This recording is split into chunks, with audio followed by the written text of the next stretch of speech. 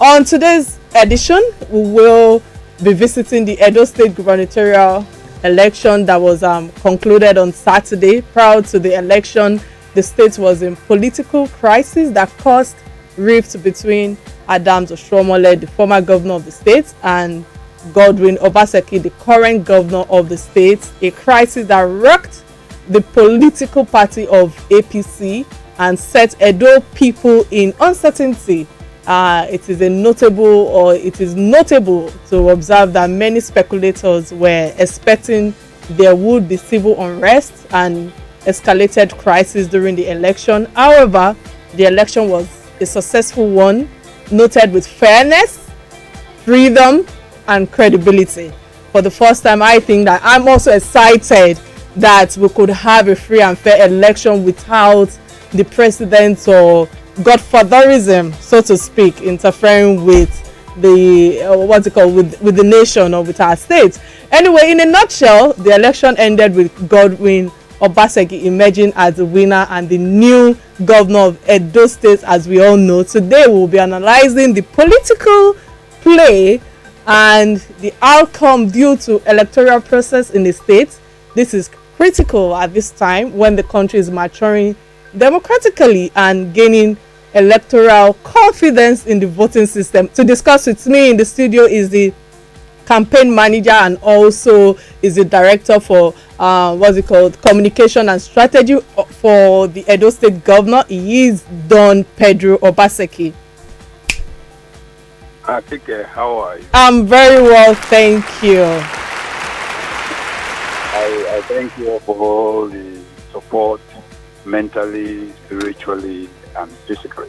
Oh, you're welcome. So quickly, thank you again too for coming on the show. It's an absolutely a pleasure to have you on the show today. But before I dive into the show of the day or the business of the day, so to speak, let me ask you, how are you doing? And hope you're staying safe, because I know that you drove down to Lagos today. How have you been keeping safe in the midst of all these shenanigans in politics going on in your state? God is our ultimate shield. Is our shield and our buckler. Mm-hmm. God is our, let me not be political, is our umbrella. Okay. And it has been an inspiration for all of us. So we pray to God, and we know that when bad men rule, simply because good men don't want to get involved. Absolutely. But we decided it was time to throw our hats in the ring. And that is all this was all about. But God protected everybody. He was our guide and our guard. And I know that Nigeria is a better nation today because of what happened on the 19th of September on Saturday in my state. Yeah. All right. Thank you so much for that brief emotional statement, or what will I call it now, submission, so to speak. Anyways, how does it feel to be a winner and to have Edo State under your party control? It's important for me to ask this question. Immediately the election results were declared. Yes. I told the journalist in Benin that for me, it was as if I was reliving January 1970. When General Godwin said there was no victor and no vanquished. This was the success of all other people, even those who did not win at the elections. Because we are a people united by our collective strength. We believe we are, when you see an Edo man or some of those from the old Midwest of Penn State, you will see a certain very, very uncanny belief, So that's how we say, Edo people not the carry last, but we not the carry last. We believe. So I feel good because I knew we will win. Because people don't understand that Edo State politics, right from 1957, has never obeyed the normal tangent, the float sam and jet sam nature of the Nigerian polity. And because we are so sworn in other things, people don't realize Edo State doesn't vote according to bandwagons. We are a very convinced people, And the only time we give room for us not to be very educated is when it comes to our Oba. Outside of that, we are very introspective. We question everything. We believe that we are the best in the world. We believe that the epicenter of the world passes through Benin City. And it is in our language. Edo is Yago. Any Benima will tell you it means Edo is the equator. All right. So, and someone who was born to believe that way, we felt we were going to win. And even those who were fighting against the governor knew they won't win. That is why throughout this whole fight, you hardly can point to one or two erudite persons or persons of favor or persons of renown who came to join that sinking boat. Where in fact, in those days when we were doing all this fight, they would bring people who were not from Edo to speak for them. Because no Edo-born son or daughter who has his umbilical cord cut in our land, or whose father was born in our land, will get up to fight what was going down. What has happened in Edo State is a seismic paradigm shift for the entire nation, not for our people, because we've always been like that. It's just that the world did not take enough notice. You know, people must understand that in the last 4 or 5 elections, no one party had ruled Edo State. People don't realize that Edo was not really an APC state. It just had an APC governor, 2 PDP senators, and 5 out of 9 PDP House of Reps. So Pedro, listening to you, I cannot help but ask, because I know that you're so confident about the win, and I'm happy for you, you know. But you know, what were misdoings and misgivings of Adams Oshiomhole, so to speak, in terms of moral grounds and the ethnical background of all of this? Because I know that in one of his speech, he said victory won't last. Obaseki will bounce back, and you personally said that Obaseki will bounce back, and you said that this statement during an interview in June. So what were your foresight at the time, knowing that there were a lot of uncertainties going on in the political arena of the Edo State? What gave you the confidence for you to think that this will come to pass, knowing that there are a lot of I don't know if you can tell us the misdoings and misgivings of the other party, especially from Adam Oshiomhole? I said that then because I suddenly realized that Oshiomhole is not schooled in the history of the Edo nation. I just realized then that Oshiomhole was just a journeyman. He wasn't born really. He was born, yes, in my state, and left at the age of 6 and never came back until he was governor. So he didn't really know how we think and how we groove or how we roll. So when I saw him that day, I knew it was a Pyrrhic victory. When he disqualified the governor, when we know his own antecedents and the antecedents of the governor, we knew. I just said that I said, oh God, Jesus, another one has beaten the dust. That's why I said that. I just said then, I looked at the end. I live both in Lagos and in Benin. I live here in Lagos. I own a farm in Benin, and I'm in Benin every week. And I realized that Oshiomhole had lost touch with the people. His 8-year romance was like just what it is, a romance. But he never consummated a marriage. And I told myself, Jesus Christ, save this man from himself. Oshiomhole was dancing in the public glare like King Saul, you know, without realizing that there was a David whom has been anointed by God, and the God of the Benin peoples and the Edo peoples. And that was where I thought he missed the mark. And in fact, I told him then that, sir, you are holding the wrong side of the cutlass. You are holding the wrong side of the sword. You know, and I just wish that he had seen and overlooked his own hubris, his own tragic pride. You know, it happens to every man who does not understand the vagaries of power. I was born into a family where we are taught how to think and use power for general good. My great-grandfather, my grandfather, my father is like a school, and we are taught to be humble. We are taught to know that every man has his limitations. we are taught to know no man is God. I come from a very large and polygamous family, and our patrimony is so homogeneous, it's unbelievable. So, yeah, my grandfather had 11 wives and 56 children. Oh, wow. So, I mean, so that is where myself and the government, that is our background.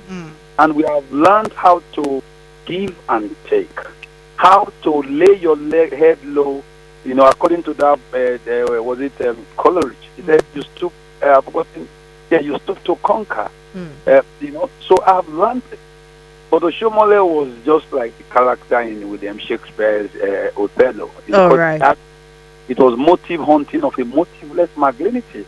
He created a lie, he lived a lie, and started making others believe in the grand lie, and led them into their never land. So, Pedro Obaseki, I need to ask you this as well, because I know that the Edo State election is a classical example of the godfatherism failure.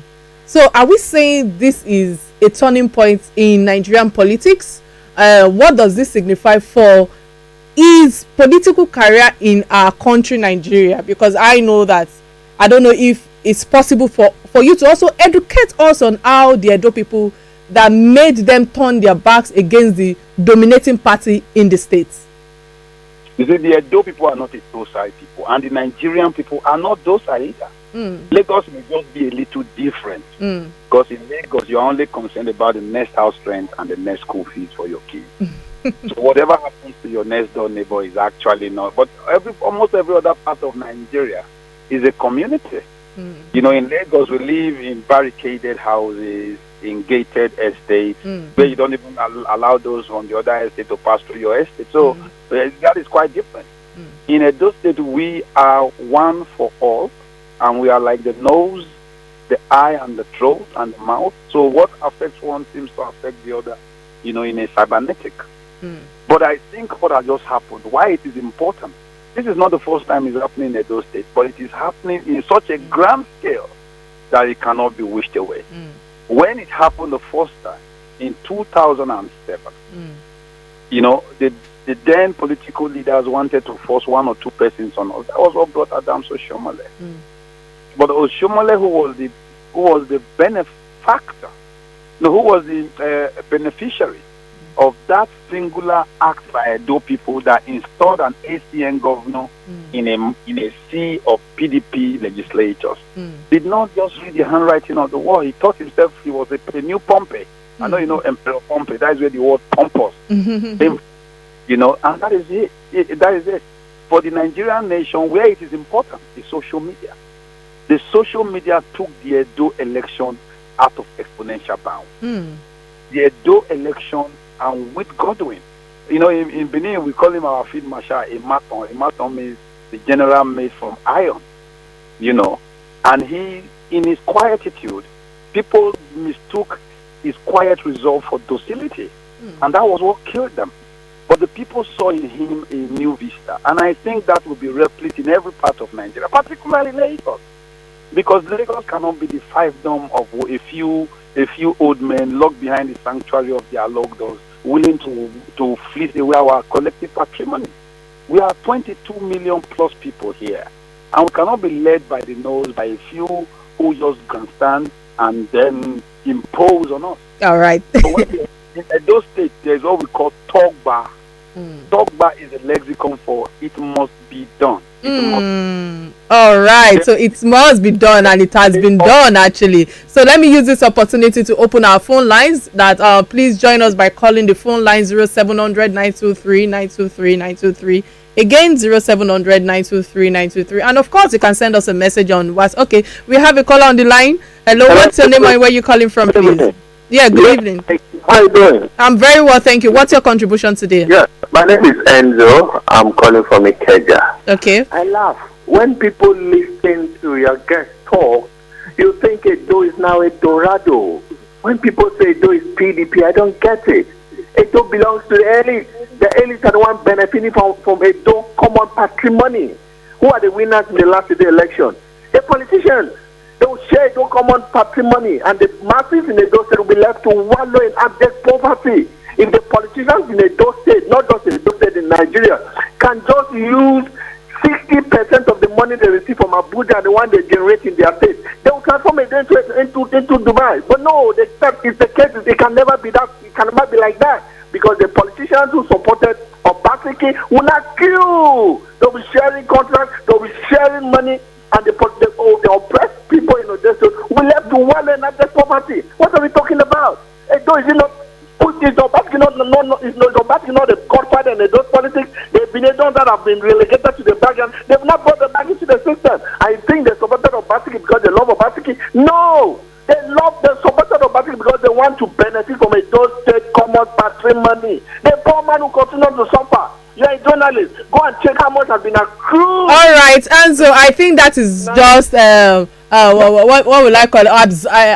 Assumptions, regarding, and you're entitled to your opinion. And thank you so much for your contribution on the show today. We have another caller on the line. Okay, I think we lost that. Okay, let me use this opportunity to say that please, you can call our phone lines. Of course, you can send us a WhatsApp message 0817-313-6193. Let's hear your perspective. If you have questions for our guests, please go ahead and hit us with all your queries, all your comments, all your victory messages as well. And I guess we have another caller on the line. Hello, what's your name and where are you calling from, please?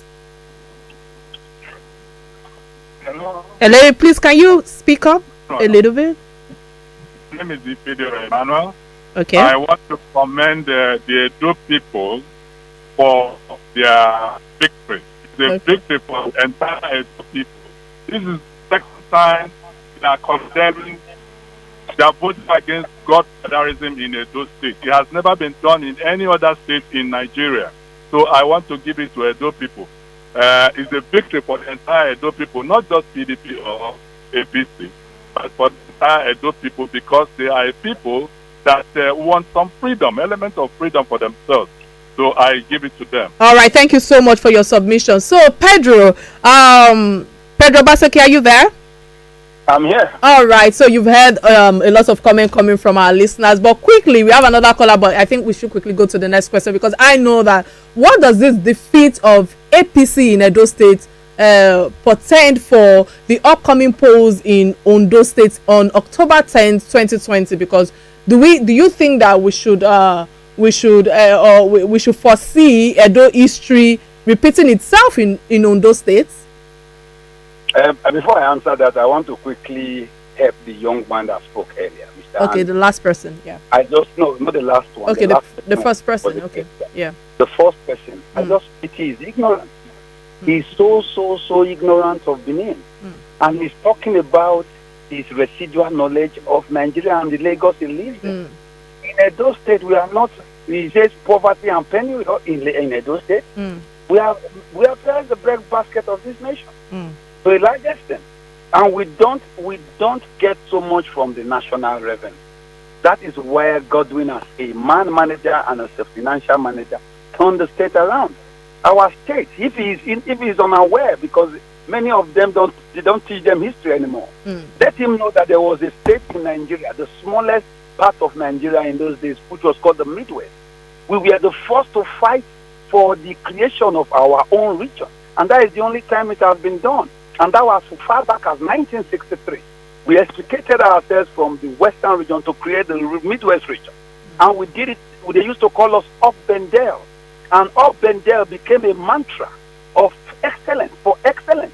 We were best in sports, best in education. And we are still where we are today. Of course, absolutely, you are the right person for the position as the campaign manager for Obaseki, your brother. But quickly, I need you to go straight. Thank you for schooling us. Thank you for schooling the listeners as well. But I need you to please touch on it. Do we foresee Edo history repeating itself in Ondo State, if I may ask? No, I don't credit myself as a Nostradamus. Okay. So I won't predict the future. Okay. But the good thing is, lessons are meant to be learned from. Absolutely. And if the Ondo people, who are also very close to us Edo people, yes, that is what the set of Yoruba speaking stock that we consider ours, yes, brother. So I think the people of Ondo already, because we share Akoko, they are part of us, we share Ilaje, they are part of us, people on both sides are of the same stock, they can do it. I am not saying they should go PDP or APC. I am saying that the voice of the Ondo man can be heard through the ballot box. I agree with you. So, listening to you, Pedro, even with the visit and influence of Chief Bola Tinubu to the state, the APC was still defeated. Can this upturn possibly, do you think, can this upturn possibly occur with his influence in Lagos State? I think Tinubu overrates himself. We don't know him where we are from, so he's supposed to grandstanding, or actually even help to resolve, to strengthen our resolve. Who be this man went up from where they can't talk? Now Binima, now it's a man, then Abe Father Bale, carry and put for inside us. But that's what we did. Tinubu was the last nail on the coffin of the APC in my state. He just reiterated the fact that vested interests outside of our state are using Edo and Ondo to pilot and stifle our state. We saw Tinubu as the last leg on the neck of the Edo people, and away with him we did.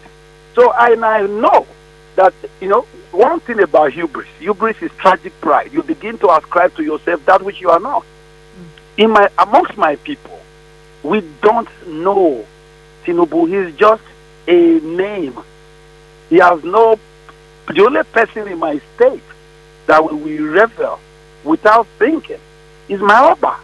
Every other is almost half the names you come from my state is named after the Oba. Obaseki, Oba Yagbo, Oba Jagbo, Oba Suki, Oba this, Oba that. That is how we are. So he didn't know, and in his ignorance, he took a step of faith that took him to their doom. So, but for Ondo, I truly believe, looking at Ondo that happened in 2007, we share a commonality. In 2007, the then PDP wanted to foster someone we didn't want on us, and we rejected him and brought in a labor leader. In Ondo State, the same thing happened.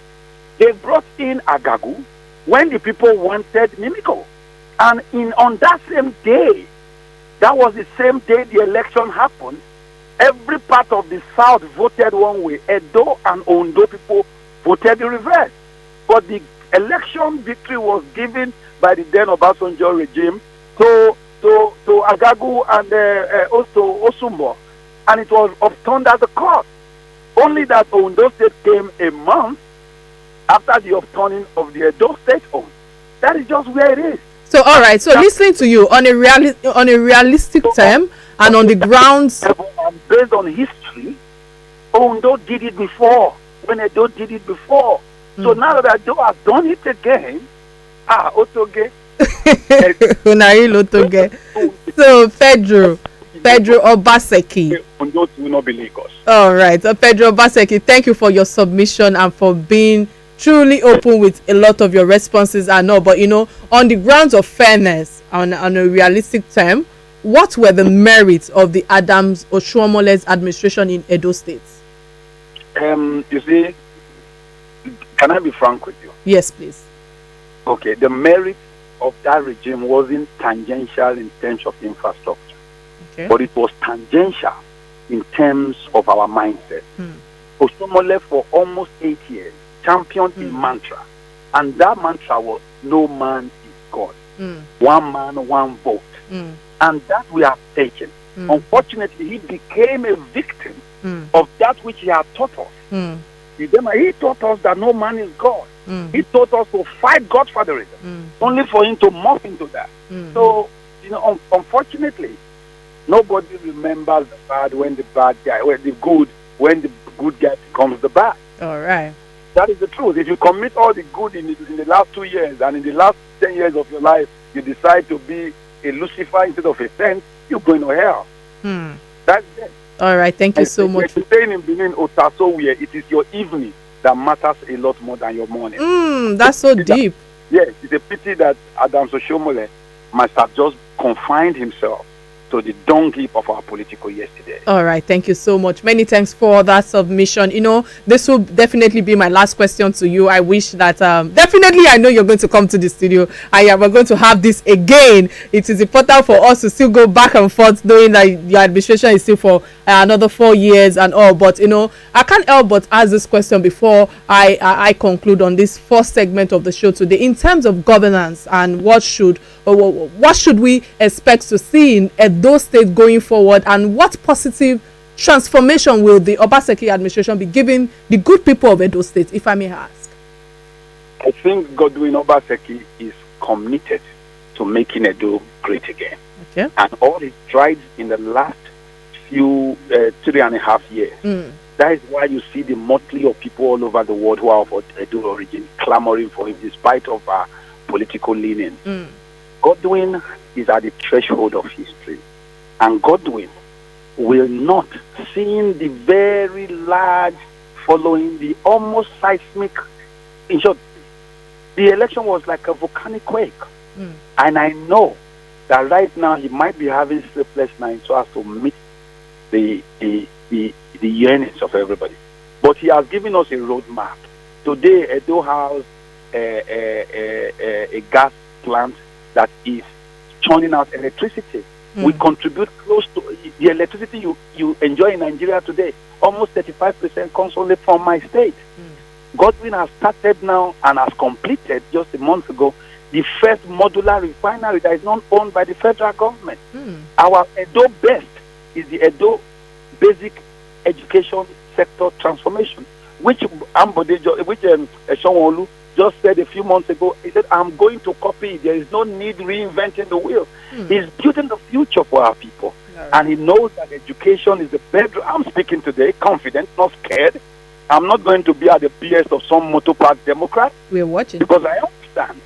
So, and that is what Godwin is building. A legacy to create the enabling environment to make Edo not just blow, but overblow. Interesting. Let's make Edo State great again. That's the last word from Pedro Obaseki. I truly appreciate you honoring my invitation. Once again, congratulations on the well-deserved victory of your brother, Obaseki Godwin. Thank you so much for joining me today on the first segment of the show. We'll go on a quick break and return after headline news. But first, a word from our sponsors. Do not touch that dial. This is Real Talk with Ike.